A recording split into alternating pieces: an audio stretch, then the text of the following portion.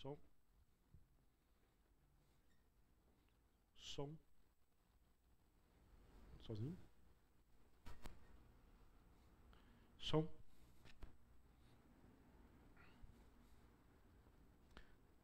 Som, testando.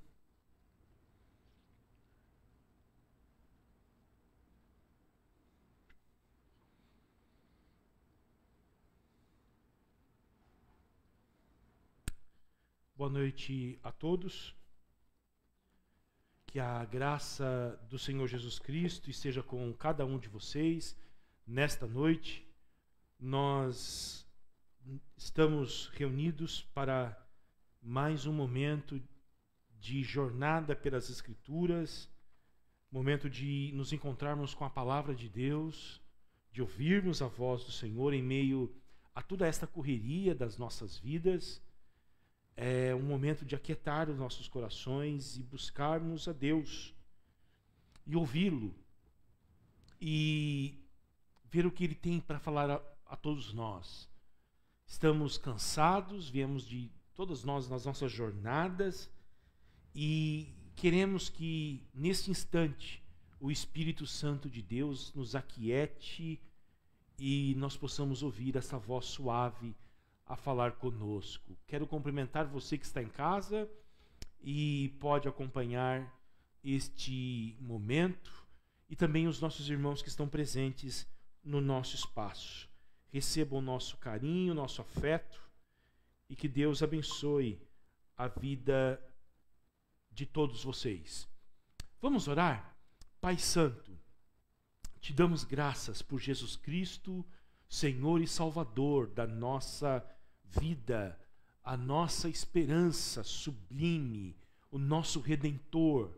Nós te agradecemos porque o Teu Espírito Santo também está conosco, dentro de nós, e é o Teu Espírito que nos faz enxergar o nosso pecado, a justiça e também o juízo vindouro. Obrigado porque fomos resgatados do mundo mau. Obrigado porque fomos separados para o Senhor. Obrigado porque experimentamos uma nova natureza.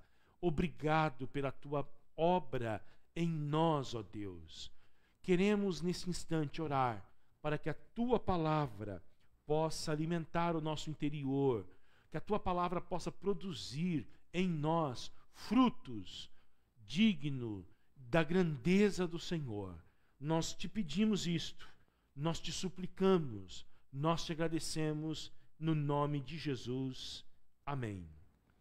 Queridos, nós vamos abrir as nossas Bíblias sem demora em 1º livro dos Reis de Israel, capítulo de número 19.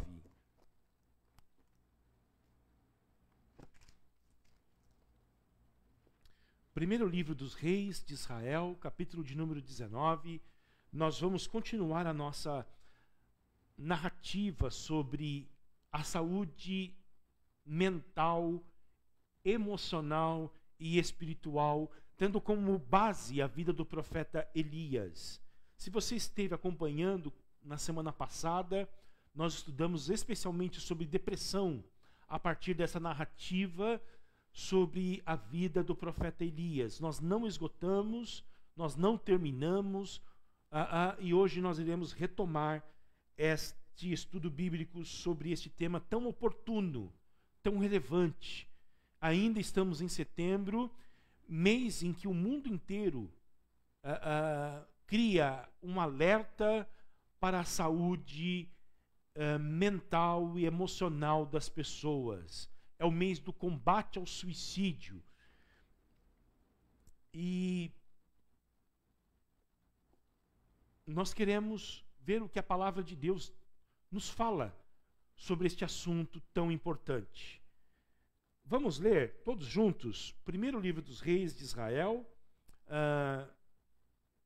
Vou pedir para o Pedrinho, se ele puder projetar, escrever aí 1 Reis 19, do versículo 1 até o 18º. Já lemos na semana passada e iremos ler novamente essa narrativa. Acabe contou a Jezabel tudo o que Elias havia feito e como havia matado todos os profetas à espada. Acabe é o primeiro homem que conta para sua esposa tudo o que acontece com ele na rua. Em detalhes. Acho que a minha esposa, o que ela mais gostaria é que eu contasse tudo para ela.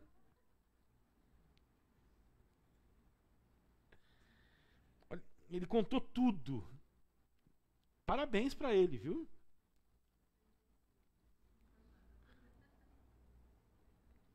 Eu chego em casa, eu conto, ela fala, mas você não contou os detalhes.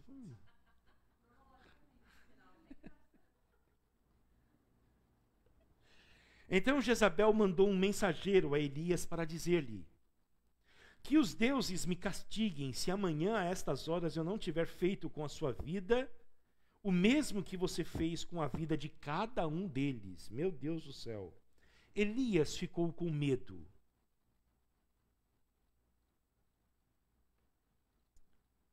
Qual foi a última vez que você teve medo? Levantou-se e, para salvar a sua vida, se foi e chegou a Berseba, que pertence a Judá. E ali ele deixou o seu servo, ele mesmo, porém, foi para o deserto, caminhando um dia inteiro. Por fim, sentou-se debaixo de um zimbro, sentiu vontade de morrer e orou: basta, Senhor, tira a minha vida, porque eu não sou melhor do que os meus pais. Deitou-se e dormiu debaixo de um zimbro, e eis que um anjo tocou nele e lhe disse: levante-se e coma. Elias olhou e viu, perto da sua cabeça, um pão assado sobre pedras, em brasa, e um jarro de água. Comeu, bebeu e tornou a dormir.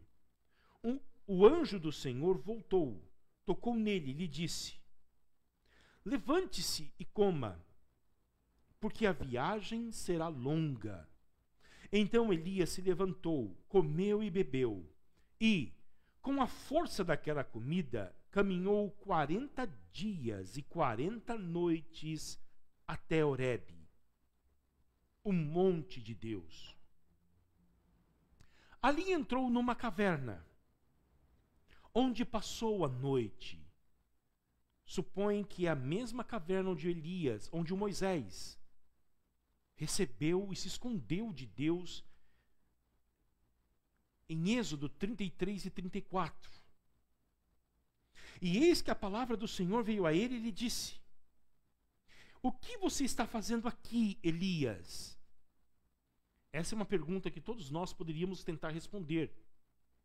Troque Elias por Pedro, por Rodrigo, por Kleber, por Ronaldo, por Fernando, por Fábio, por Thales, por Tiago. O que você está fazendo aqui, Josi,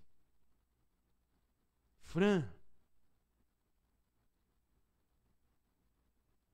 Deus está perguntando para todos nós: o que você está fazendo aqui?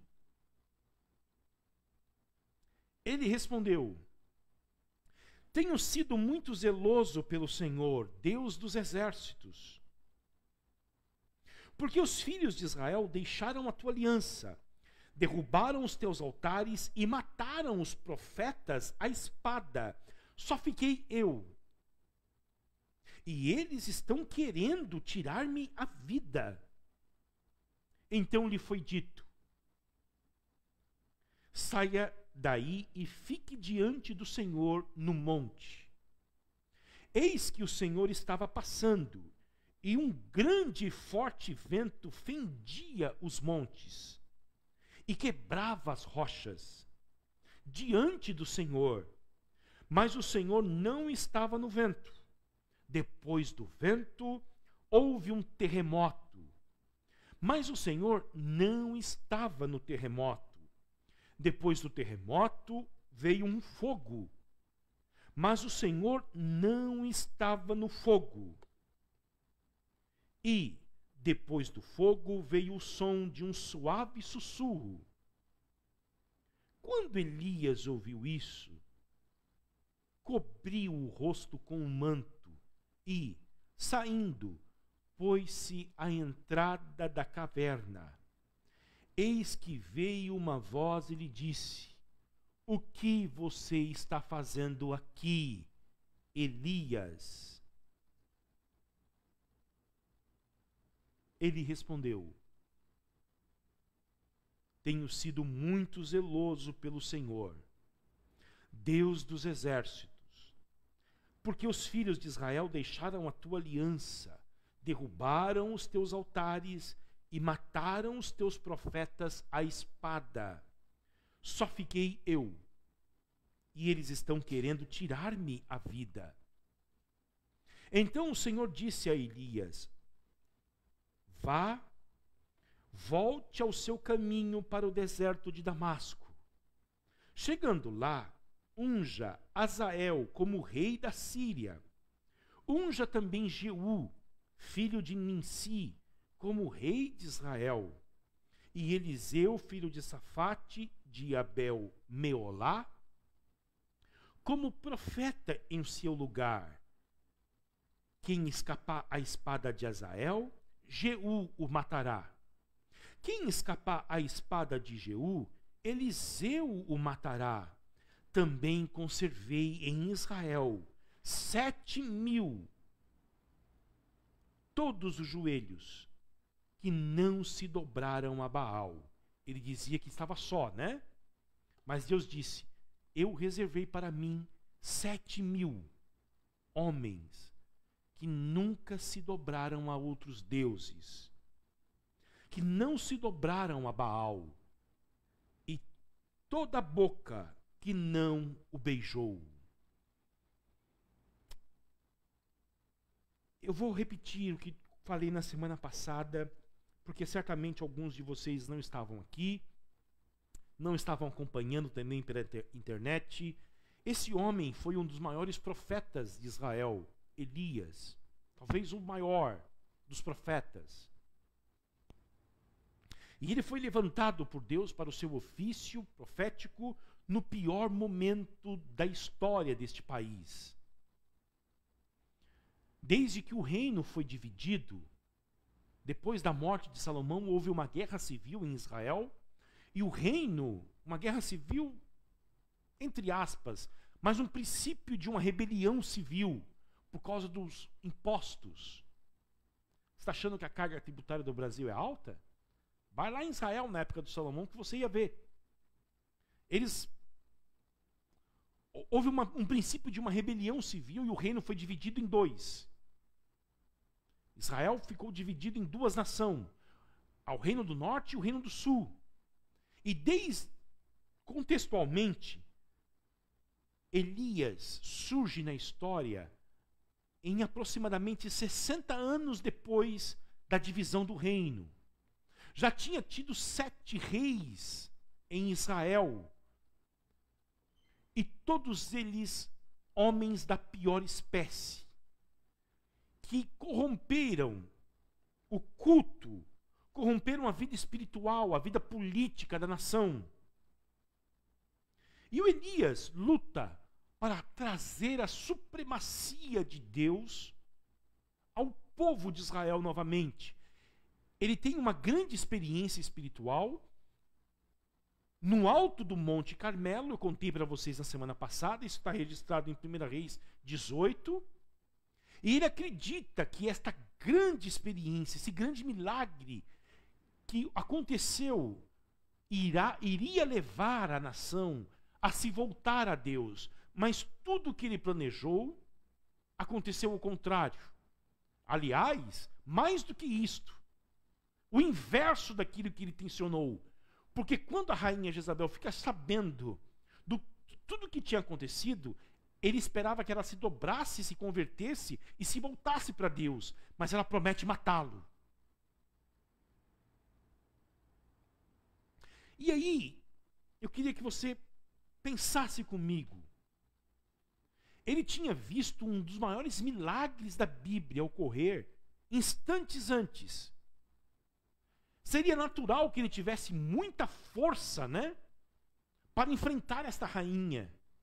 Seria natural que ele tivesse muita fé para permanecer no lugar dele.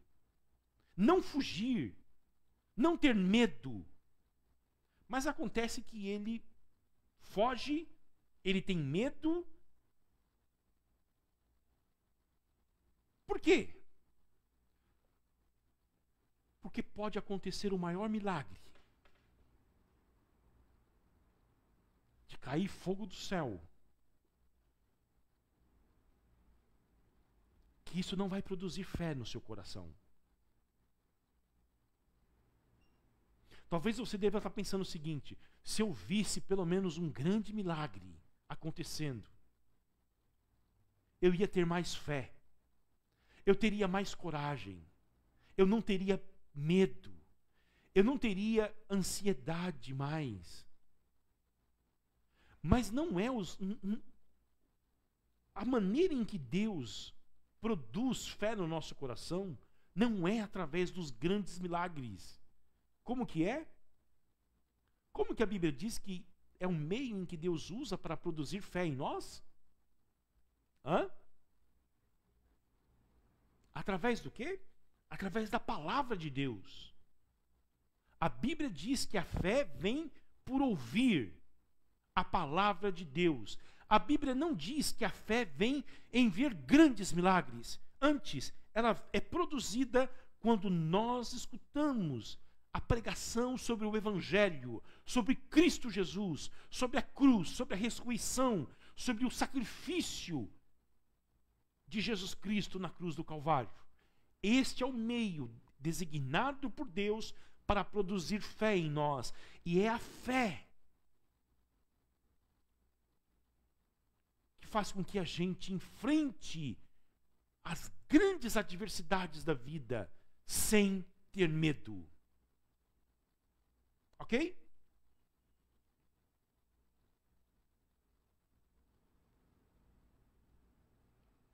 Eu não sei como que você está hoje. Como que está o seu coração diante das tuas desilusões, das tuas frustrações? Certamente você imaginava que a tua vida teria um rumo e ela teve um rumo inverso.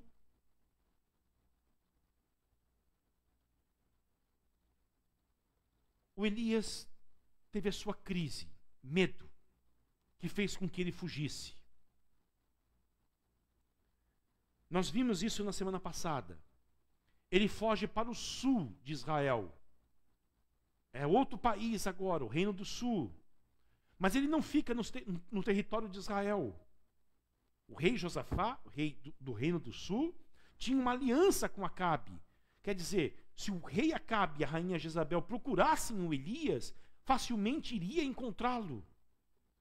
Elias vai para mais o sul ainda, vai para o deserto.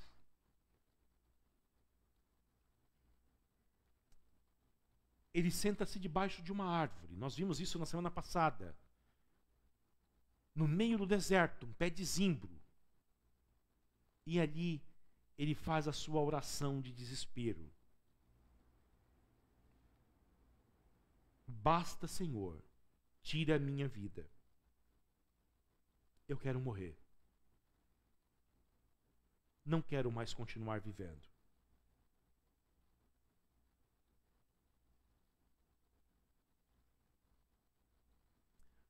Nós exploramos isso na semana passada e hoje eu quero explorar com vocês quais são as causas desta depressão desse homem. Como ele chegou até aqui. O que produziu nele para que ele tivesse esta sensação de sentar-se debaixo de uma árvore? Aí você pode mudar o cenário da árvore no deserto para o quarto escuro de casa,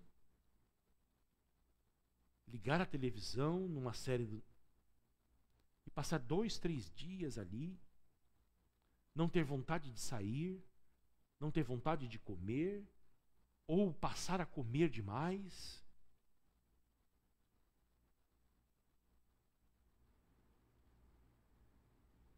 o que levou esse homem a ter isto? A primeira causa é a sua fadiga excessiva. Se ele tivesse hoje aqui, talvez iriam falar do seu burnout, que é uma expressão inglesa para queimar, estar queimado. Deu tudo de si. Está esgotado.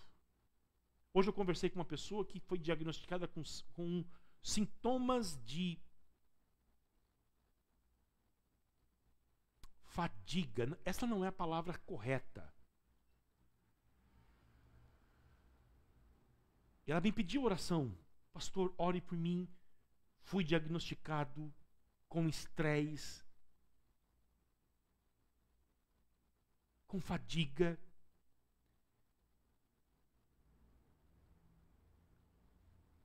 E esta é a primeira causa desta depressão do Elias. Pelas minhas contas, depois da experiência espiritual extraordinária que ele teve no Monte Carmelo, Elias andou 300 quilômetros.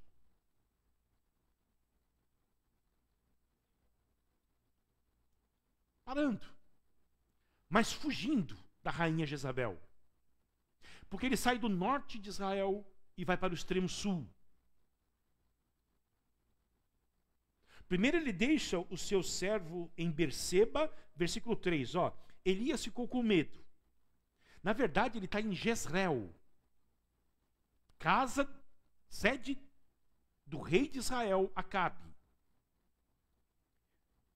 Capítulo 18, verso 46, a mão do Senhor veio sobre Elias, que cingiu os lombos e correu na frente de Acabe até a entrada de Jezreel, norte de Israel. Aí ele fica sabendo que a Jezabel quer matar ele. Ele tem medo. E o que ele faz? Olha só, versículo 3, capítulo 19, versículo 3. Elias ficou com medo, levantou-se e, para salvar a vida, se foi e chegou a Berseba, sul de Israel. Se a sua Bíblia tem um mapa, você vai ver essa cidade lá. Dá quase 250 quilômetros. Se foi e chegou a Berseba, que pertence a Judá, não está mais sobre os limites do reino do norte, ele já está nos limites do reino do sul, Judá. E ali ele deixa o seu servo, ele, porém, foi para o deserto, caminhando um dia inteiro, provavelmente uns 30 quilômetros.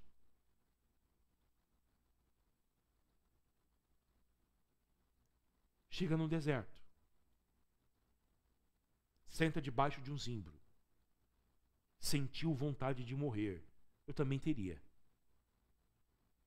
Faz uma caminhadinha na praia, ele será chega em casa fadigando. Vai no Oriente Médio. Vai no Oriente Médio andar. 200 quilômetros. 30 quilômetros, 50 quilômetros. Ele tinha um tênis bom, né, Kleber? Tinha um ASICS. Tinha um Nike que estava vendo esses dias, feito com a borracha da NASA lá. O Nimbus 23, custa R$1.000 e poucos. Olha só. Cansaço. Ele está vindo de uma grande experiência espiritual no Monte Carmelo. Ele foge. Eu quero dizer uma coisa para vocês. O trabalho espiritual leva um homem ao pó.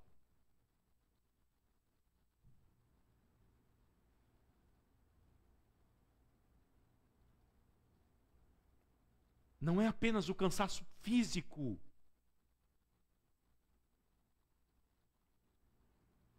O trabalho de um líder espiritual é exaustivo porque envolve o corpo, os seus sentimentos e o seu espírito. E aqui está o Elias. Viveu uma grande experiência. Deu tudo de si, orou, pregou, ensinou. Fugiu. E o cansaço promove. É uma das causas que promove a depressão. Eu me lembro de ler a biografia do Winston Churchill, e ele disse que o cansaço na guerra transforma heróis em covardes. Chega uma hora que o corpo humano não aguenta. Os homens se recusam a lutar.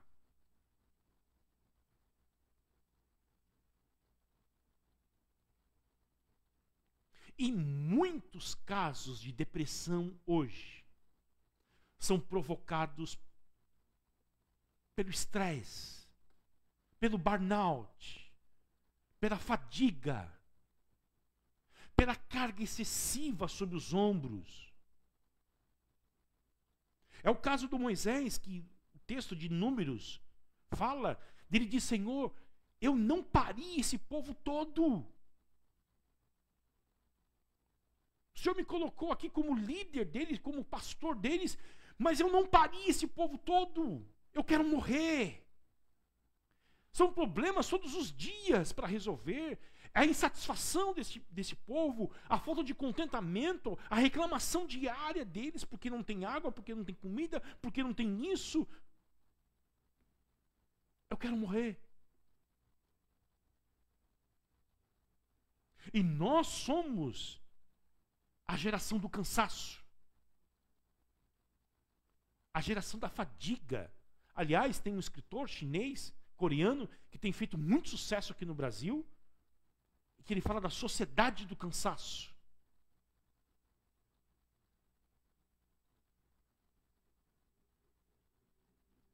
Esta pressão sobre os nossos ombros, por produção, por resultados, por metas.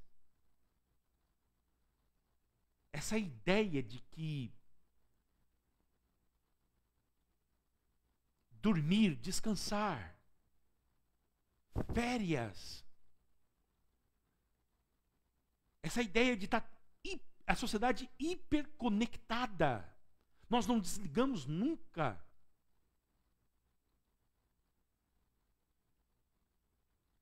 Conectados através de um telefone, através de um como que é o nome? De um relógio?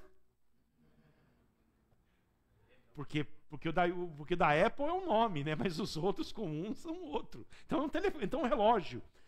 Conectados através da televisão, hiperconexão é o nome dessa geração. Esgota, cansa.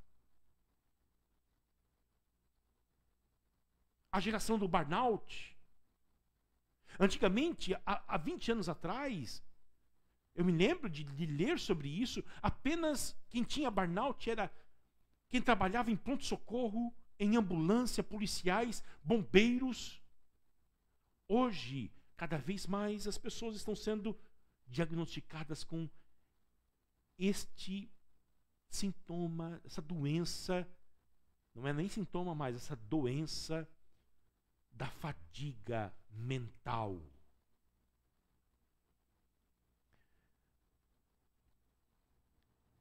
Nós precisamos de descanso. Agora, quando eu falo que nós precisamos de descanso, não significa que nós precisamos tirar 30 dias de férias e ficar com a cara para cima, na praia, deitado. Leva o celular para a praia. Não é esse tipo de descanso. O descanso que todos nós estamos precisando é esse descanso que eu quero que você abra a sua Bíblia em Mateus 11.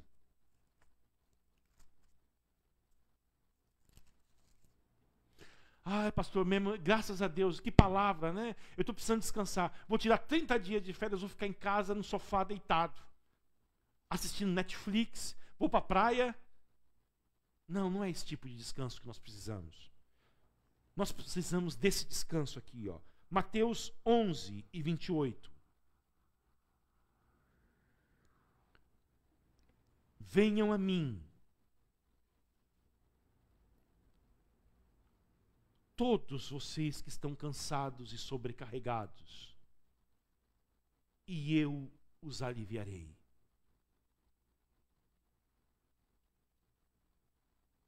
O descanso que nós precisamos é o descanso que Cristo oferece.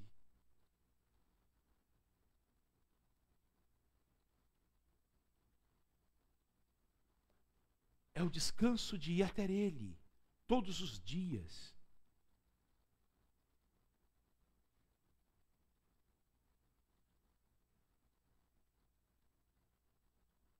E conectarmos os nossos corações ao coração dele. Silenciarmos as vozes competitivas, barulhentas dentro de nós. E escutarmos a voz doce dele dizendo para nós: tomem sobre vocês o meu jugo. Tire das costas de vocês o jugo desta sociedade perversa, má. Aprendam de mim, que sou manso e humilde de coração, e vocês acharão descanso para a sua alma. Porque o meu jugo é suave, o meu fardo é leve.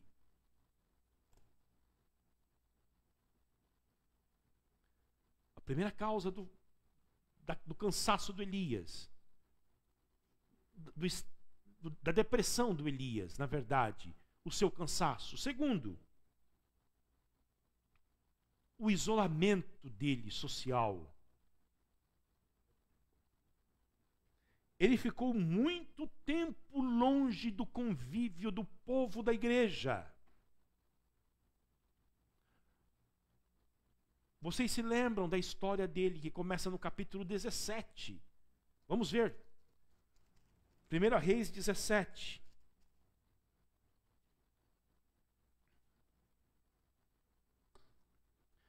Então Elias, o tesbita, Tesbe é uma cidade minúscula no norte de Israel. Vocês iam falar do norte do Paraná, né? No norte de Israel, tá bom? Sem preconceito, tá bom? Com o norte do Paraná. Das minhas origens. Dos moradores de Gileade. Gileade já é pequeno, Tesbe menor ainda. Disse a Acabe: tão certo como vive o Senhor, Deus de Israel, a quem eu sirvo, não haverá orvalho nem chuva nos próximos anos, a não ser quando eu disser. Então a palavra do Senhor veio a Elias dizendo: saia daqui, vá para o leste e esconda-se junto ao ribeiro de Querite, nas imediações do Jordão. Você beberá a água do ribeiro, e eu ordenei aos corvos que sustentem você naquele lugar. Ele sai de Jezreel e vai viver na beira de um riacho, sozinho, escondido, porque nesse inteirinho o rei Acabe quer matar ele. E Deus esconde ele na beira de um riacho e sustenta ele, não se sabe por quanto tempo, mas não foi por pouco tempo, enviando um corvo para levar comida para ele. Aí sabe o que aconteceu? Vamos ver. Elias foi e fez segundo a palavra do Senhor. Retirou-se e ficou morando junto ao ribeiro de Querite, nas imediações do Jordão. Os corvos lhe traziam pão e carne pela manhã, bem como pão e carne ao anoitecer. Olha só que coisa boa. Pãozinho e a carne. Hã?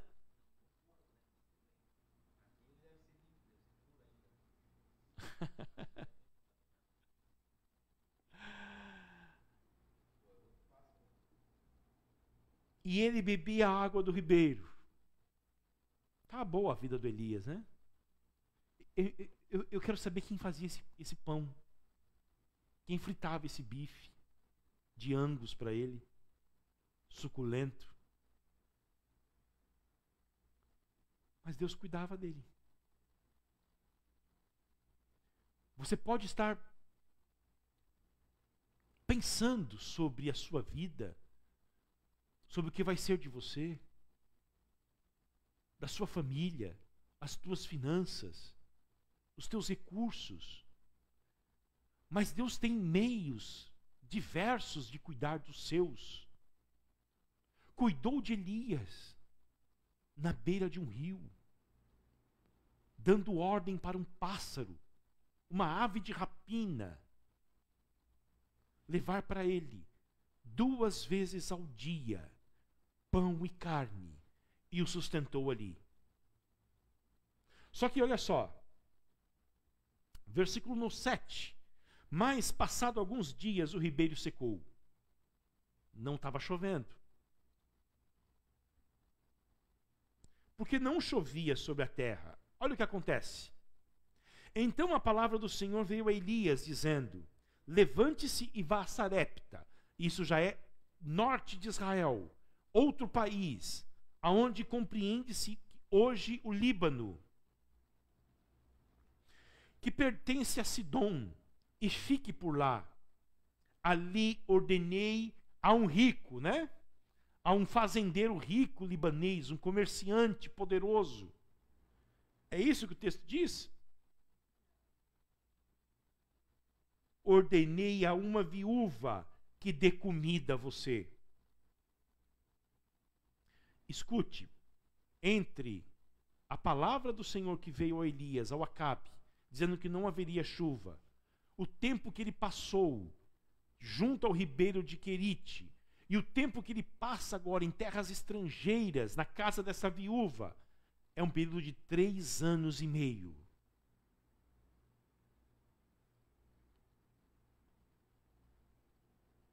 Três anos e meio de provação. Há quantos dias você está sendo provado? E você diz que não tem mais força, que não aguenta mais? Deus pode provar você mais. O importante é que Ele te concede forças para passar pela provação. O importante é que quando um ribeiro seca, uma fonte seca, Ele levanta outra. Tem os seus meios de cuidar de você. Não desanime. Não se desespere.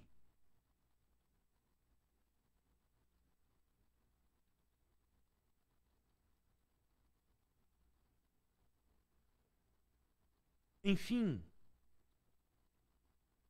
ele está muito tempo longe do seu convívio, da sua comunidade. E quando ele está fugindo da Jezabel, eu não sei se vocês perceberam esse detalhe.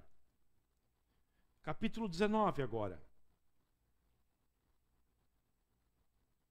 Verso 3. Elias ficou com medo, levantou-se e para salvar a vida se foi e chegou a Berseba, que pertence a Judá. E ali ele deixou o seu servo. Ele mesmo, porém, foi para o deserto, sozinho. Ele tinha um amigo, companheiro de viagem, um discípulo. Mas ele deixa o discípulo e fica sozinho.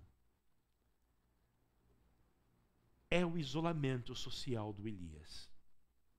O Elias enfrenta a sua pandemia, que o força a ficar só. E como tem sido devastador para muitos esse período de 2 anos em que nós estamos passando de pandemia. A depressão provocada por isto, a solidão.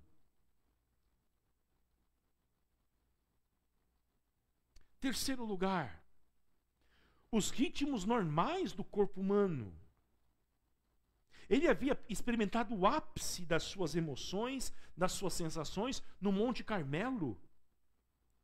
E, de forma abrupta, depois de uma grande euforia, ele experimenta uma grande decepção, em um intervalo muito curto de tempo. Quarto lugar,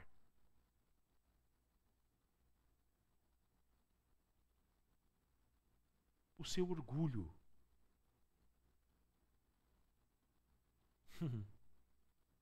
Olha o que ele diz, capítulo 19,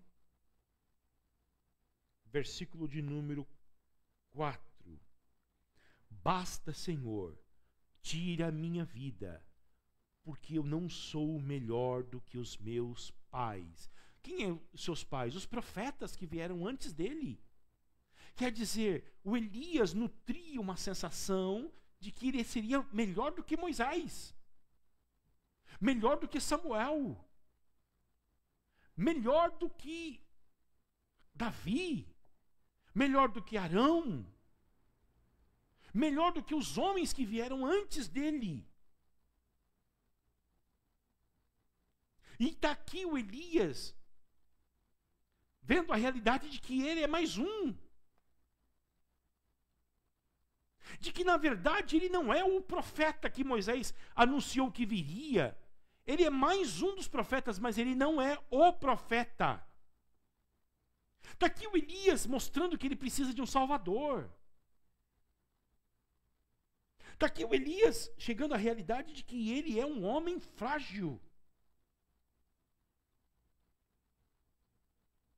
Eu me lembro de Charles Spurgeon, o pregador, que eu sempre cito aqui, um dos meus heróis, que lutou com a depressão a vida inteira. O Charles Spurgeon foi pastor muito novo. Com 17 anos de idade ele já pregava, e aos 23 anos de idade ele foi o primeiro pastor de uma grande igreja na Europa. A primeira mega igreja que tem notícias na Europa foi pastoreada por Charles Spurgeon. Ele tinha apenas 22 anos de idade quando ele pastoreava uma igreja de 10 mil membros. Neste novo espaço, com 10 mil membros, que a igreja alugou um grande espaço no centro de Londres, porque as multidões iam ouvi-lo. Em um dos cultos, na verdade foi no culto de inauguração, enquanto ele orava, uma pessoa gritou dentro do auditório: fogo, fogo, fogo. Causou pânico, as pessoas saíram correndo e 7 pessoas morreram pisoteadas neste dia. O Spurgeon conta que, durante toda a sua vida, não teve um dia em que ele não se lembrou deste evento. E a partir de então, com 23 anos de idade, ele experimentou a dor da depressão. Eles não falavam depressão, eles falavam, no século XIX, chamavam de melancolia. Em que ele dizia que pedia muito a Deus, muito. Pedia muito para que não sentisse aquilo. E não sabia explicar de onde vinham as tristezas, porque ele tinha picos de grande alegria, de grande euforia, e havia motivos na sua vida, circunstanciais, para que ele estivesse alegre, mas ele não conseguia sentir alegria. Há um livro muito interessante chamado A Depressão de Spurgeon, em que o autor descreve a angústia interior deste homem de Deus. Agora, uma das coisas que me chamou a atenção lendo isto é que o Spurgeon diz que, a despeito desta angústia que acompanhou a sua vida inteira, essa solidão, este inverno interno, ele compara a sua vida interior como o clima de Londres, que é sempre conhecido por estar nublado. E, aliás, os amigos dele na igreja tiravam ele algum tempo durante o outono em Londres e levavam ele para o sul da França, para a região de Marseille, porque ele dizia que se sentia melhor lá, com o clima. Faziam isso para ele, tiravam ele à força às vezes. Tiravam ele, diziam: você não vai pregar, você vai ficar lá um tempo. Mas o que chama atenção é que o Spurgeon dizia que estas aflições internas, em vez de o afastar de Deus, o aproximava cada vez mais da face do Pai dele, da face do seu irmão mais velho, Jesus Cristo, e da presença gloriosa do Espírito Santo. E isto fazia com que o Spurgeon ficasse no seu lugar sempre.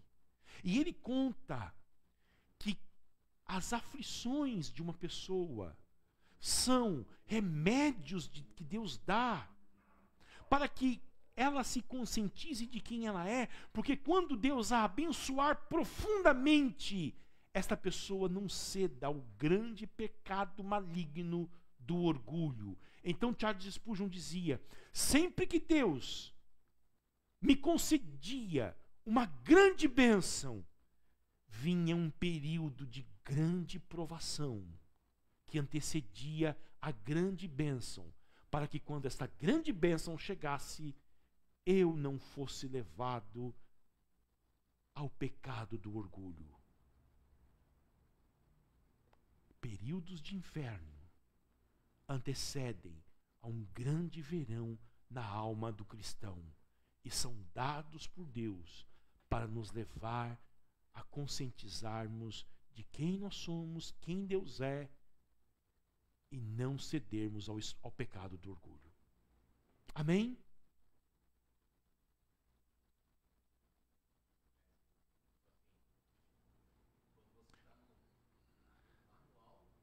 O Rodrigo está dizendo aqui.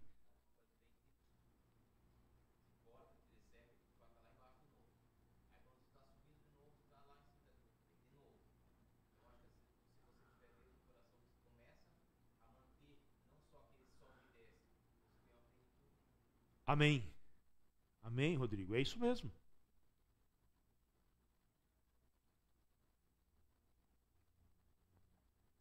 Deus não deixa só a gente lá embaixo.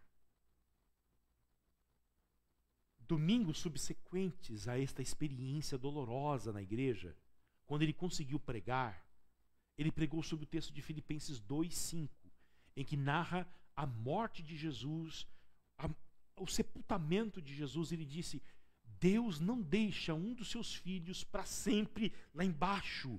Ele vem, o ressuscita, o levanta. E ele conta que isso é com ele, foi a experiência dele. Eu não vou ficar para sempre prostrado. Deus haverá de me levantar. Porque esta dor, em vez de afastá-lo de Deus, ele dizia que o aproximava. Charles Spurgeon diz que a aflição é a melhor biblioteca do cristão. É a que melhor ensina o cristão. Aprende-se mais na senda da aflição, dizia ele, do que sentado em uma biblioteca ao lado dos livros. Deus estava ensinando Elias. Deus ensinou Charles Spurgeon. E Deus ensina a gente quando nós estamos trilhando o caminho da aflição. Agora, a cura do Elias.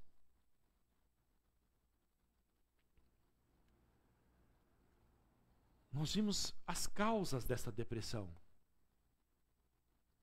Agora, a sua cura. Em primeiro lugar, eu queria que você observasse isto, ó. Versículo de número 5. O Elias está prostrado, está cansado. O Elias não quer saber de nada e nem de ninguém. O Elias está trancado dentro de um quarto. O Elias já não toma banho há muitos dias. O Elias perdeu completamente a capacidade de se encantar com a vida. Os dias são cinzentos para ele. E o que Deus faz com Elias? Olha só. Eis que um anjo tocou nele e lhe disse. Deus sempre envia anjos para curar os seus filhos. Talvez você não enxergue um anjo literal, como este ser angelical que serve na presença de Deus nos céus, e que são seres espirituais poderosíssimos, mas Deus envia um amigo, uma amiga da igreja, alguém que você conhece, que vai cuidar de você, que se preocupa com você, que liga para você, que ora com você, que vai convidá-lo para vir à igreja, que vai convidá-lo para orar, para ler as Escrituras. Porque Deus sempre cuida dos seus e envia anjos, pessoas. Porque o cuidado de Deus hoje para nós é através de gente, é através de pessoas. Deus cuida de nós enviando pessoas para nós.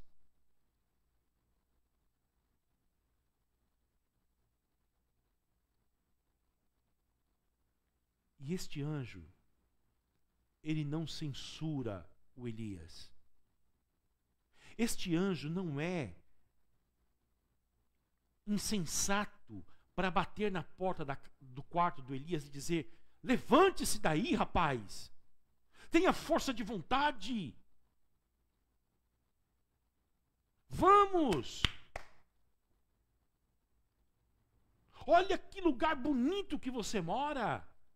Que apartamento legal que você tem, que vida boa que você tem, não falta nada para você. Por que você está triste desse jeito? O anjo não ousa falar estas asneiras.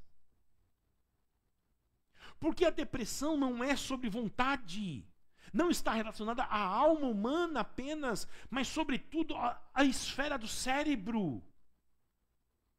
As questões químicas do cérebro humano. E não está relacionada à vontade humana apenas. Por isso que a gente não pode dizer a alguém que está deprimido: escute, força de vontade, levanta, anda.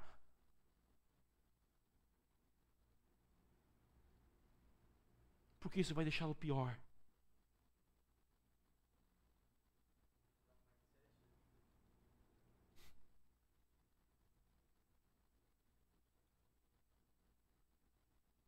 Levante-se e coma. Você está cansado. Você precisa comer.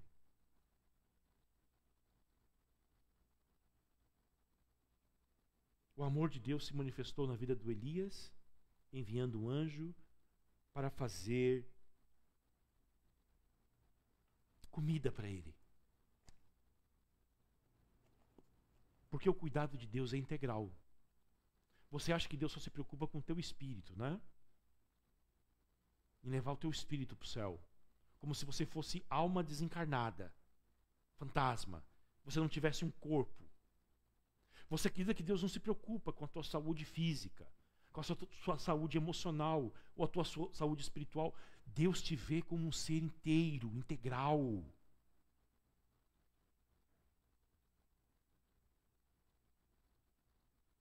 Alma sem corpo é fantasma. E corpo sem alma é defunto.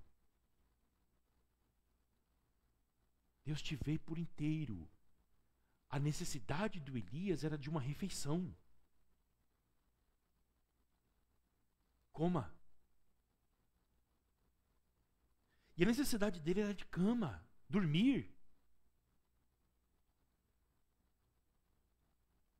Se o Elias fosse deixado à sua própria sorte, ele iria definhar. Mas Deus enviou um anjo. Deus envia pessoas para fazer comida e para dizer para você: durma. Os sonos, deixa eu falar uma coisa para vocês. Algumas pessoas não precisam ouvir isso, então elas precisam tapar o ouvido, tá bom? Mas o sono é uma dádiva de Deus para nós. Você já imaginou uma pessoa ansiosa, deprimida, angustiada, 24 horas acordada? 24 horas pensando? É terrível. E desde o princípio, qual foi a primeira pessoa a dormir na Bíblia? Quem foi? Adão, lá no Jardim do Éden. Ele dormiu e Deus tirou um pedaço da costela dele e fez a mulher. Mas foi Deus quem colocou Adão para dormir. O sono é uma dádiva de Deus. O salmista Davi, no Salmo 4, diz: eu me deito e logo durmo, porque só o Senhor me faz repousar. Deitar e logo dormir é dádiva de Deus.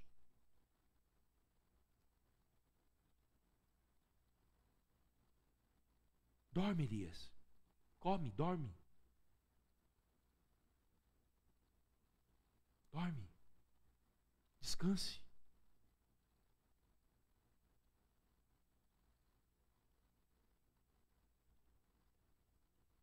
Eu fico pensando que hoje um anjo saiu dos céus para fazer comida para um homem.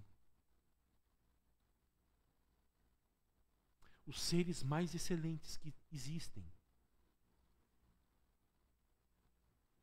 que assistem a Deus todos os momentos, saem dos céus para fazer um serviço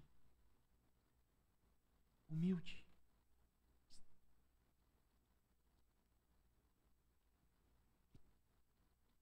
E você, que se recusa a fazer uma comida para o teu cônjuge,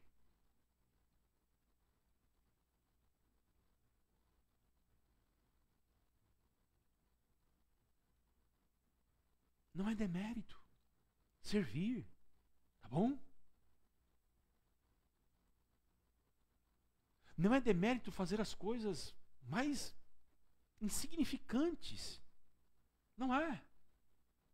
Um anjo foi socorrer um homem no meio do deserto e fazer comida para ele. Como nós estamos falando de gente que sirvam, que estão dispostas a servir. Mas em primeiro lugar, servir os de casa.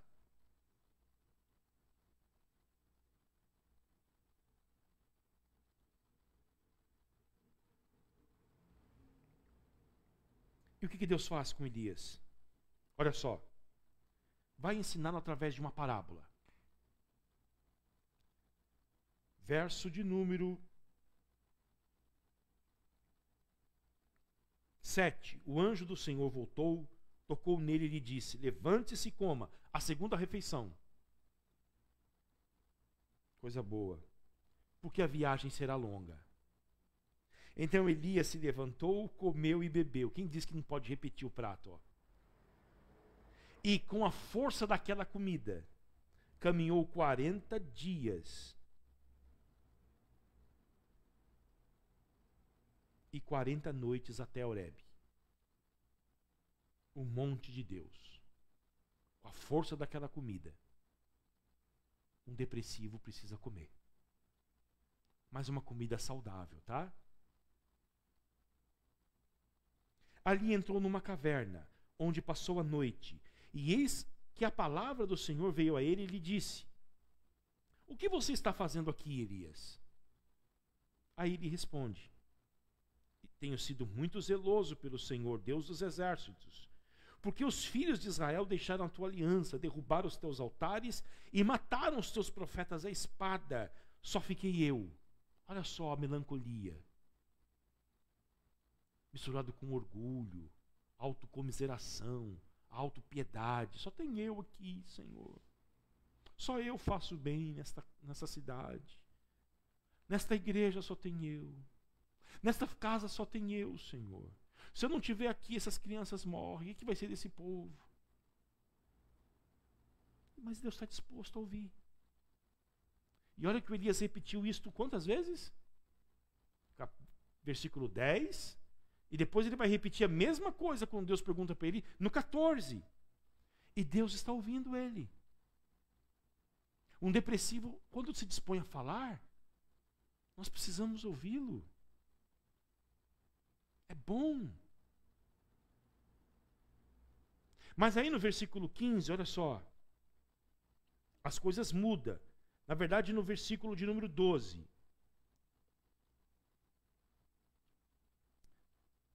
11 quer dizer: então lhe foi dito: saia daí e fique diante do Senhor no monte. E eis que o Senhor estava passando. Eita, que coisa linda.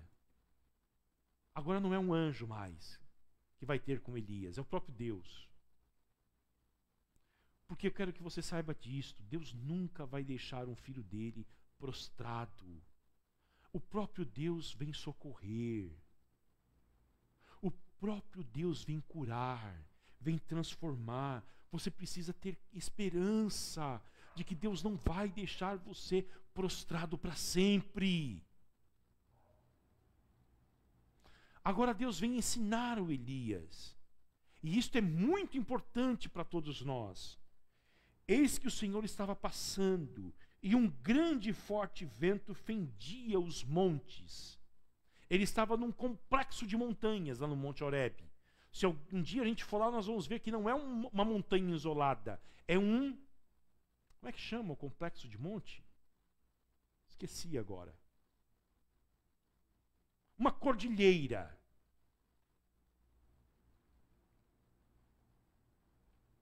A mais alta tem quase 7.000 metros.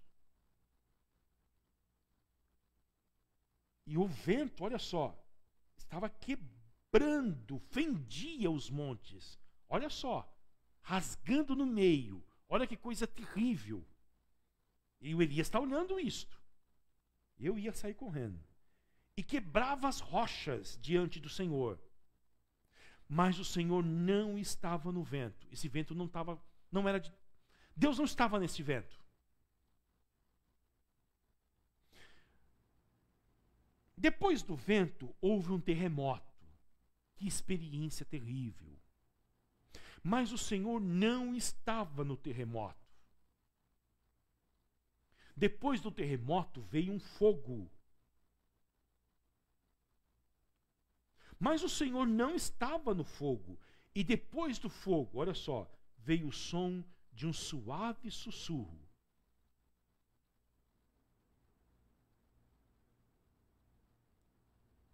Essa palavra suave sussurro, no hebraico, é um sussurro delicado.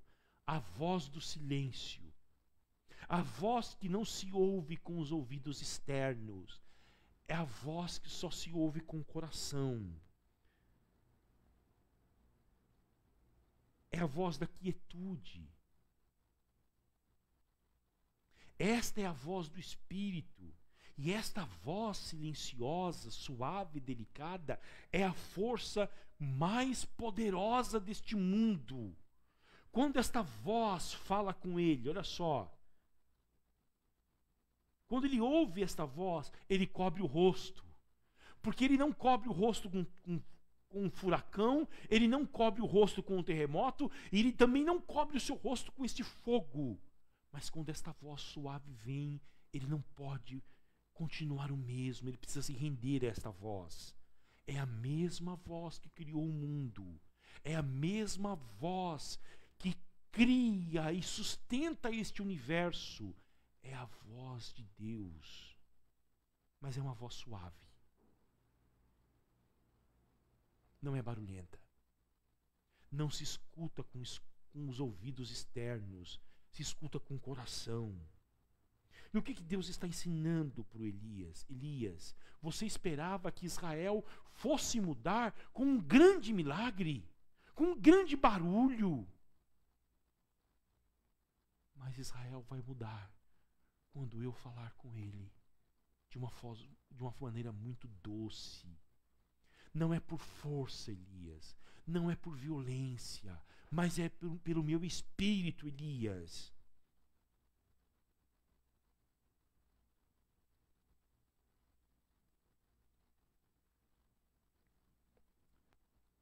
Deixa eu dizer para vocês algumas coisas. A primeira delas, aqui a Silvana está dizendo, que é comprovado que a falta de dormir para quem tem depressão piora muito o seu estado.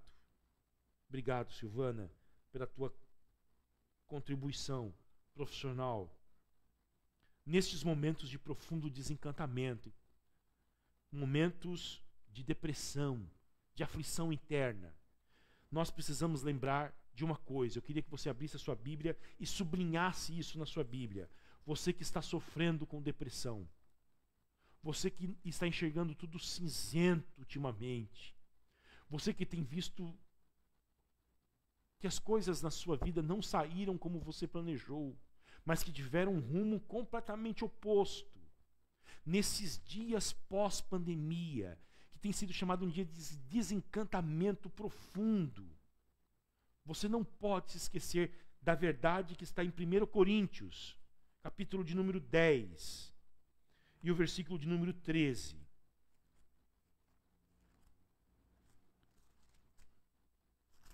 1 Coríntios 10 e 13.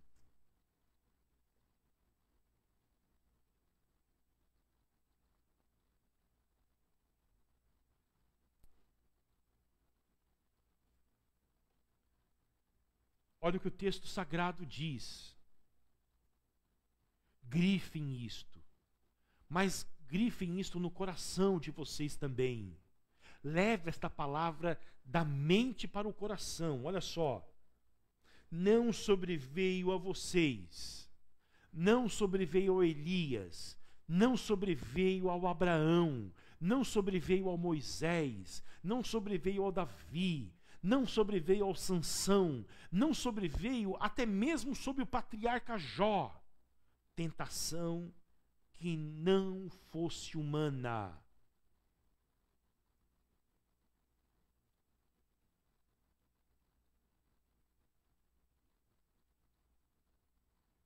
Tudo que nós sofremos é no âmbito humano. A segunda parte do texto. Mas Deus é fiel.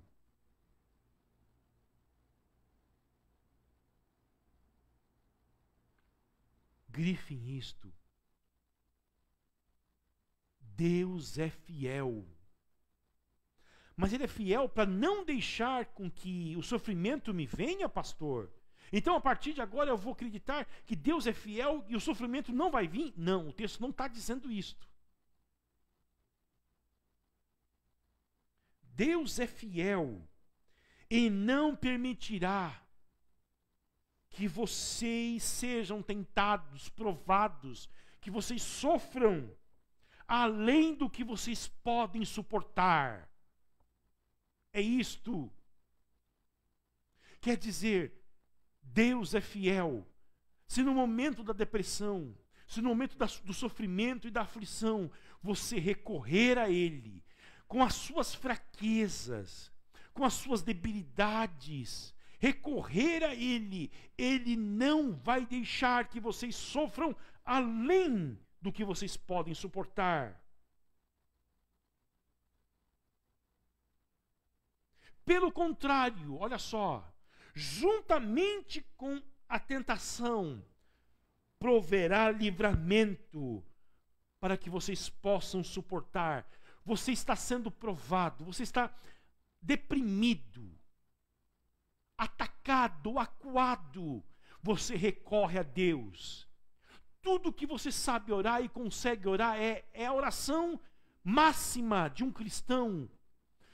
Senhor Jesus, filho de Davi, tenha misericórdia de mim. Você faz a oração do cego Bartimeu, que é a oração máxima. Uma oração modelo. Você não consegue orar de outro jeito, mas você se aproxima dele dizendo isso. Jesus, filho de Davi, tem misericórdia de mim. Ele é fiel. Ele não vai te abandonar. Ele não abandonou Elias no seu pior momento. Olha o que o texto diz. Ele mesmo fará duas coisas. Ou ele pode aliviar o fardo do sofrimento e acabar com o sofrimento, ou ele pode te dar forças para lidar com o sofrimento, vencer o sofrimento. Em 1 Reis 19, Deus fala de forma suave com Elias. Não faz um grande barulho, mas fala com ele de forma suave. E Deus não acaba com a Jezabel. Eu fiquei pensando isso hoje à tarde. Deus não derruba o Acabe. Deus não coloca um rei imediatamente piedoso, crente, e não transforma o coração do povo de Israel. Mas Deus dá uma graça para o Elias continuar a sua jornada como profeta. Talvez você espere que Deus vai destruir os teus problemas.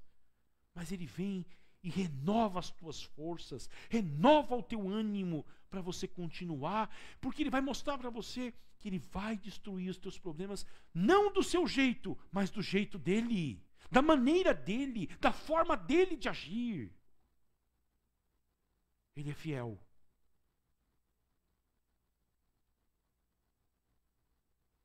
Segunda questão, queridos. Eu preciso terminar, eu preciso correr. Diante da depressão, procure um médico. Procure um psicólogo. Se necessário, um psiquiatra, um psicólogo. Eu fico triste quando eu vejo cristãos que acreditam que é sinônimo de fé não ir a um psicólogo, não ir a um psiquiatra, não procurar o pastor no gabinete pastoral para conversar e falar das suas dores, não tomar remédio.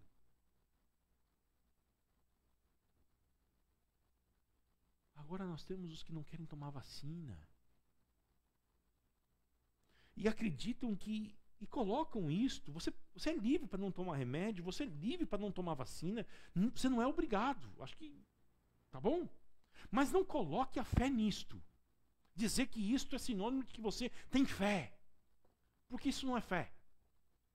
Talvez seja falta de sensatez. Me desculpe a clareza. Porque sob a perspectiva cristã, raramente a necessidade de tomar um remédio é uma questão de certo ou de errado. Aquilo que eu falei na semana passada, volto a falar. Deus cura de diversas maneiras. Pode curar instantaneamente uma doença como a depressão, ou Ele pode curar através dos remédios. Mas é Ele quem cura.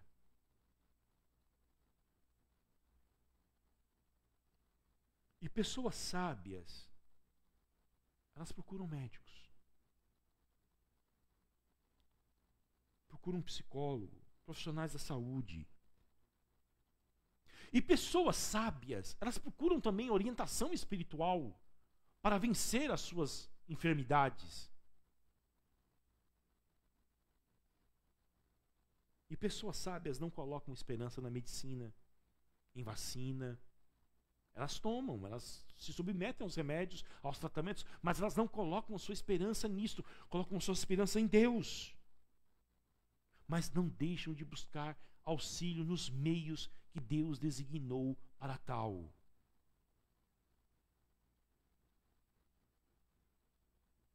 Eu tenho fé, não vou tomar o remédio. Tenho fé, não vou tomar vacina. Mas ela usa o óculos de grau por 5 graus de miopia que ela tem no rosto. Você tem fé? Então tira o óculos.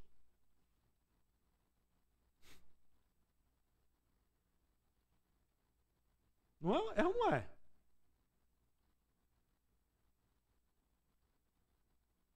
Tem muito preconceito. Depressão é uma coisa que não se vence com remédio. Não. Procure um profissional. Procure ajuda espiritual também. Terceiro lugar, não se isole. Você precisa da igreja. Você precisa das reuniões na igreja. A fé vem por ouvir a palavra de Deus. Se você tem os seus problemas que se agigantam a cada dia, você precisa tirar o seu olhar dos seus problemas e fixá-los em Jesus. E como é que você vai fazer isto? Vindo aos cultos. Se você precisa de mudança nos seus ritmos alimentares, de alimentação, mude. É comprovado que alguns alimentos promovem ainda mais a depressão. Você está cansado demais? Você precisa fazer exercício para descansar. Burnout se cura com exercício físico. Ah, mas já estou esgotado, pastor. Eu não tenho tempo para fazer academia, eu não tenho tempo para fazer exercício físico. Você precisa fazer exercício para cansar mais, para poder descansar de verdade.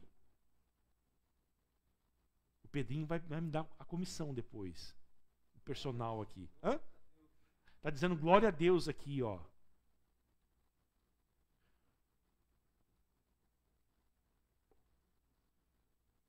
Aqui a Silvana. Quando sentimos uma dor física, não hesitamos em buscar um médico. Mas quando se tem uma dor emocional, se questiona em buscar a ajuda de um profissional. É o que nós estamos falando.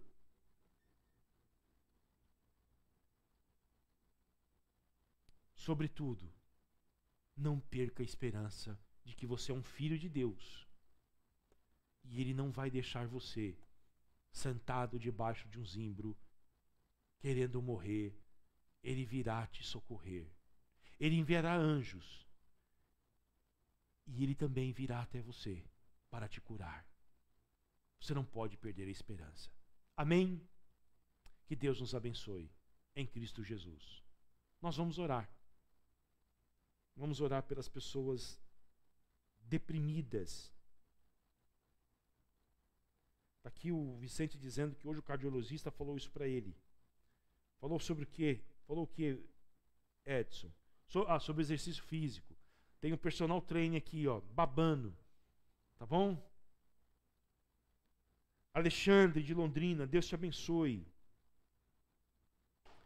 Nós vamos orar e mais uma vez orar pelas pessoas deprimidas. Eu vou pedir para o Kleber e para o Pedro me ajudarem aqui hoje em oração pelas pessoas que estão com depressão, tá bom?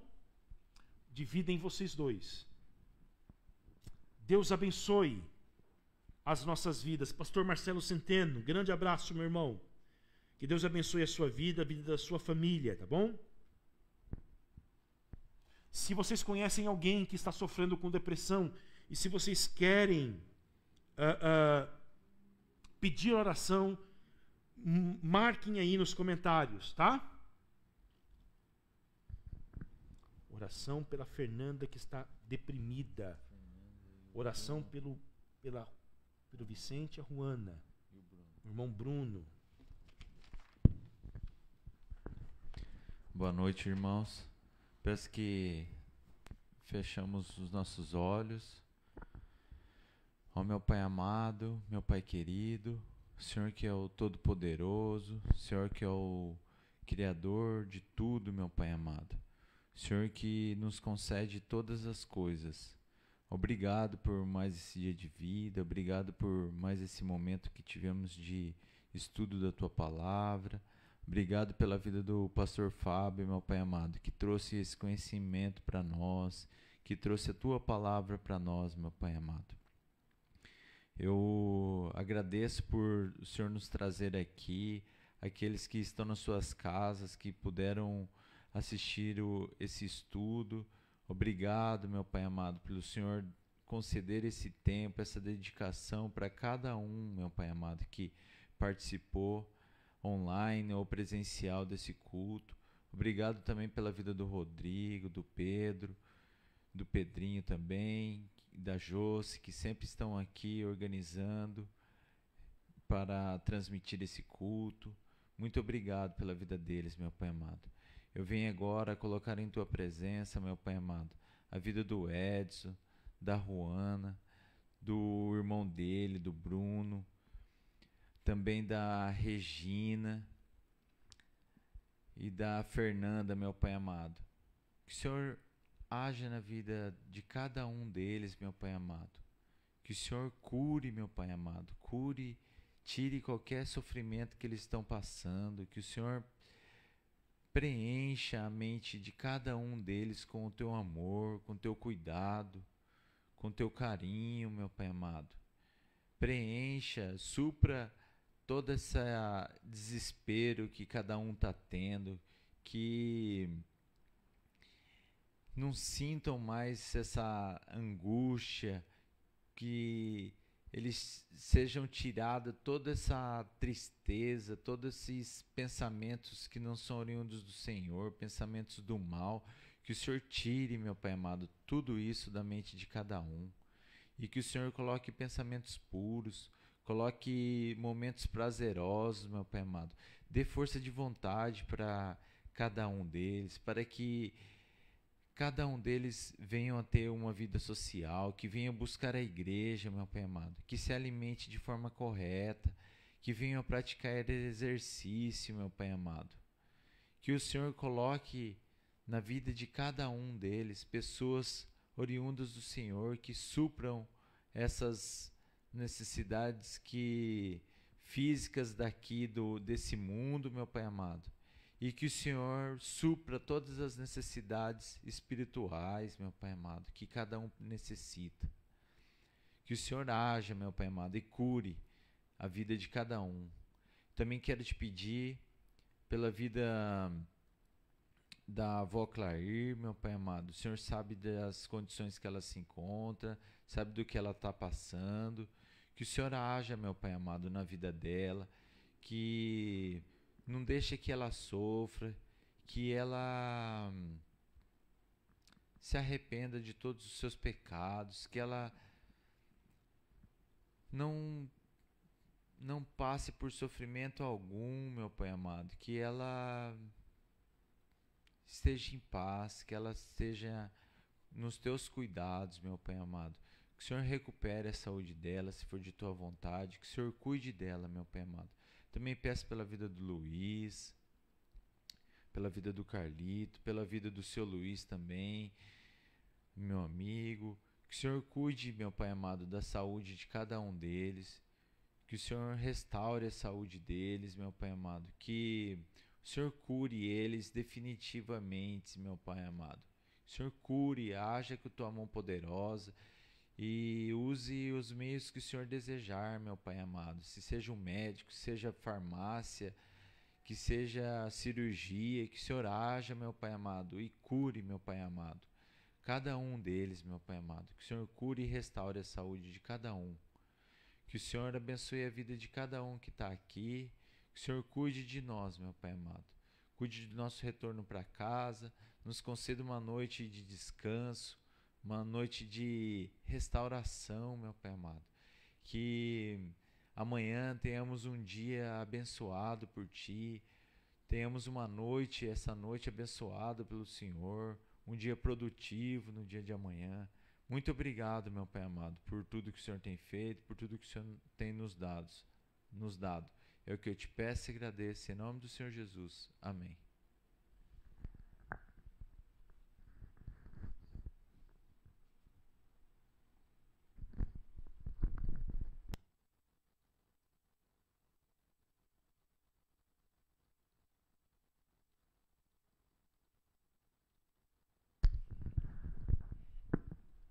Quando o Senhor restaurou a sorte de Sião, ficamos como quem sonha.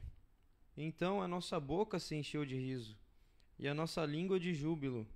Então entre as nações se dizia: grandes coisas grandes coisas o Senhor tem feito por eles. Com efeito, grandes coisas fez o Senhor por nós, por isso estamos alegres. Restaura, Senhor, a nossa sorte, e como as torrentes do Neguebe, os que com lágrimas semeiam, com júbilo ceifarão. Quem sai andando e chorando, enquanto semeia, voltará com júbilo, trazendo seus feixes. Senhor, nós estamos na sua presença mais uma vez, Pai. Confiantes de que nos alegraremos em Ti e contigo, Senhor. Confiantes na sua promessa, Senhor Deus. Esperançosos em Ti, Pai. E ainda mais nesse mês, Pai, que estamos falando desse tema tão sutil, Pai, aos nossos corações e às nossas mentes, Senhor. Esse tema que é tão real, Pai, na nossa cidade, que é tão real no nosso estado, no nosso país, Pai, e no mundo, Senhor. Pessoas angustiadas, pessoas que estão passando por momentos de tristezas, de angústia, Senhor. Pessoas que estão passando, Pai, por momentos muito ruins em suas vidas, Pai. E esse é o mês em que nós nos lembramos dessas pessoas e que nós nos lembramos também das nossas próprias angústias, ó Pai. Que nós nos lembramos que sofremos, Pai, que passamos por momentos de dor, que passamos por momentos de aflição, que passamos por momentos de tormenta, Senhor. E estamos falando disso, esperançosos na Sua palavra. A Sua palavra diz que o perfeito amor lança fora todo medo, Pai. Que mesmo, como o salmista diz, das profundezas estivermos clamando, Senhor Deus, ali o Senhor também estará. Mesmo se estivermos no vale da sombra da morte, ali o Senhor também estará, Pai. Por isso nós nos lembramos de Ti nessa noite, nós nos lembramos da Sua obra, nós nos lembramos, Senhor Deus, que o Senhor pode restaurar a nossa sorte hoje. Nós nos lembramos, Senhor Deus, que nós temos esperança em uma vida eterna, em uma vida, Senhor Deus, onde tudo se fará novo. E nós nos lembramos também, Pai, que tudo se faz novo em nós, mediante a obra de Jesus Cristo em nós, Pai. Sabemos, Pai, que podemos passar por aflições, podemos passar por momentos ruins em nossas vidas, Pai. Mas o Senhor estará conosco, Pai. Nós nos lembramos dos irmãos, Pai, que estão passando por essas dificuldades. Nós nos lembramos dos irmãos que estão passando por esses momentos de tormenta. Nós nos lembramos, Senhor Deus, das nossas tormentas, Pai, e nós Te pedimos misericórdia. Nós Te pedimos para que o Senhor esteja conosco nesses momentos. E o Senhor prometeu estar conosco nesses momentos, Pai. Nós Te pedimos para que o Seu Espírito Santo esteja tocando os nossos corações, Pai. Tocando os corações das pessoas que estão sofrendo nesse momento. Pai, tirando todo o sentimento de morte, Pai. Todo o sentimento, Pai, ruim, Pai, que vem trazendo na mente dessas pessoas, todo o sentimento, Pai, que não provém de Ti, Senhor Deus, e que venha mesmo trocando esses sentimentos, que o Seu Espírito Santo seja trocando esse sentimento por pensamentos de tudo aquilo que é verdadeiro, honesto, justo, de tudo aquilo que há de mais bonito, de tudo aquilo que há de mais puro, de tudo aquilo que é amável, Senhor Deus, de tudo aquilo que tem louvor, Senhor. Tu podes transformar corações, Pai, Tu podes nos curar, Tu podes também, Pai, utilizar profissionais da área da saúde para nos ajudar, Senhor Deus, a sair desses momentos, Pai. E nós estamos aqui clamando ao Senhor, Pai, pedindo, Senhor, pedindo para que o Senhor esteja conosco, pedindo para que o Senhor nos livre, e que se de alguma forma, Pai, essa angústia seja o nosso espinho na carne, para que a gente não seja tão orgulhoso, para que a gente não seja tão avarento, tão idólatra, Senhor.